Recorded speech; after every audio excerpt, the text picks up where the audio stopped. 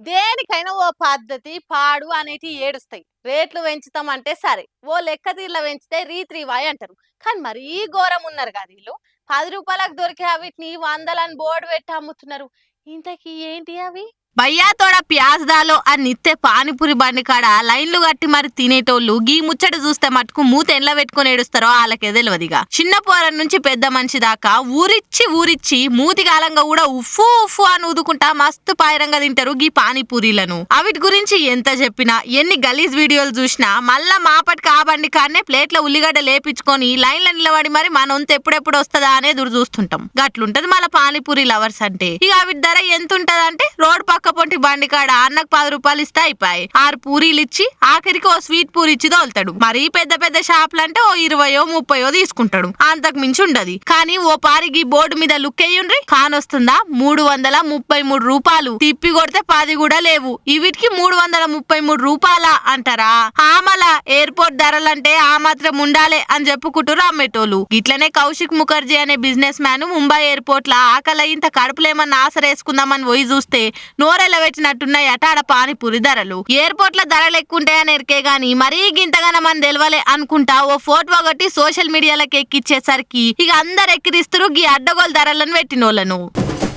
ఎండలు చల్లగుండా ఇంకా ఎన్ని దినాలు ఉన్నాయో ఏం పాడో. సూరన్న నెత్తిల శ్రావెట్టి బలమంతా పీల్చుతనే ఉన్నాడు. చెర్ర 10 కొట్టుడే లేటు. అగ్నిగుండాల కంటే ఎక్కువనే మండిపోతుంది భూతల్లి. ఇక గంతగనం ఎండలు కొట్టంగా వడదెబ్బ తగలకుంటూ ఉంటదా?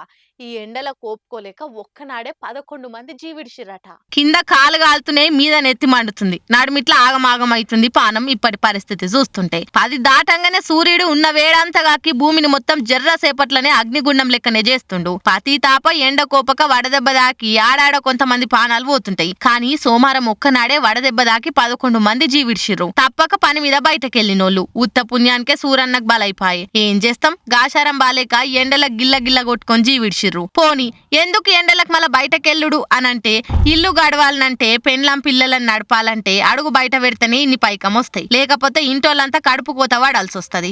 అట్లా చూసుకుంటే ఇట్లా పానాలు తీసుకునే కథ అవుతుంది. వీళ్ళ పరిస్థితి ఇట్లుంటే ఇంకా రోడ్ల మీద చిన్న దందాలు చేసుకునేటోళ్ళది మరీ అధ్వానంగా ఉంది. పొద్దంతా ఎండ ఆల మీదకెళ్లే పోతుంది. కానీ ఏం చేస్తారు? తప్పని తిప్పలాయే బతుకు తెరువు కోసం వెళ్ళదీస్తురు. అందుకే మీరు సుత ఏదన్నా అక్కరకొచ్చే పని ఉంటేనే కాలు బయట పెట్టుర్రి. ఇంత జ్యూసులు చెరుకు పాలు కొబ్బరి నీళ్లు ఎన్ని పడితే అన్ని తాగుతూనే ఉండుర్రి. ఈ సూరన్న మన రక్తం స్ట్రా వేసుకొని వీల్చుతూనే ఉంటాడు. ఇక ఆయన పతాపం తట్టుకోవాలంటే గా మాత్రం గొంతు తడపక తప్పది. ఉత్తగా గాలి తిరుగులేమన్నా ఉంటే మాపటికి పెట్టుకోర్రి. గీ ఎండలకు తిరిగిన ఉబ్బరానికి ఆగమాగంకు పోయిన నిమ్మలం లేకుండా పోతది. జర నీళ్ళ డబ్బా ఓ ఛత్రి నెత్తి మీద ఓ బట్ట గివి మట్టుకు యాదివి మరవకుర్రి. ఇంకా ఎన్ని దినాలబ్బా ఈ తిప్పలు అంటే జర ఎండలు చల్లబడేదాకా అని నిపుణులు చెప్తుర్రు. ఇవి ఇప్పట్లనైతే తక్కువ కావు గాని మీరైతే పైలంగుండుర్రి. ఏమంటున్నాం?